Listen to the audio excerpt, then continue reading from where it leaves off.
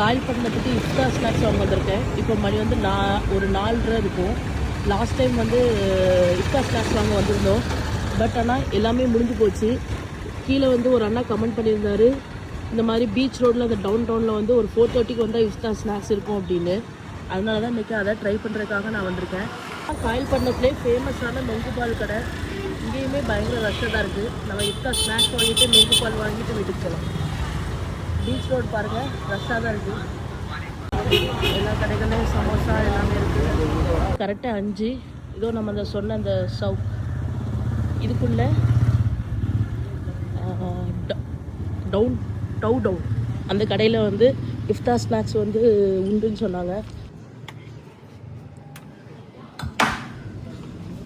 ஆனால் இஃப்தார் ஸ்நாக்ஸ் என்னெல்லாம் இருக்குது?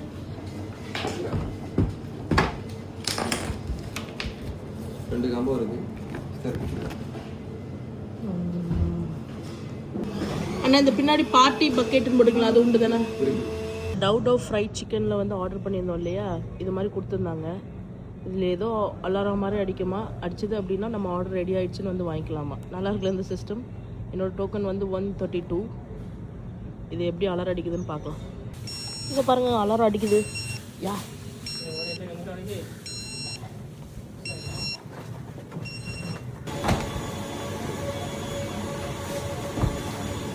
பில் வேணுமா?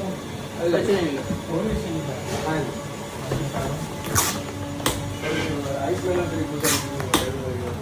ஐஸ் மேலோ ஐஸ் மேலோ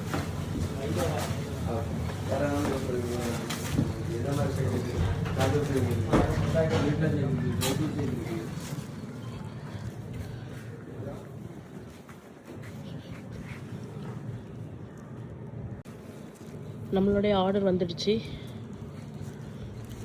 கூடையில் வச்சு எடுத்துகிட்டு போயிடலாம். வீட்டில் போய் டெஸ்ட் பண்ணுவோம். ஸோ வந்ததுக்கு இஃப்தார் ஸ்நாக்ஸ் வாங்கியாச்சு. இதோ பீச். இப்போ நம்ம போகிற டைம் இல்லை, சூடாக இருக்கும் போதே வீட்டுக்கு போகலாம். போகும்போது சமோசா கட்லெட் வாங்கிட்டு போகலாம்.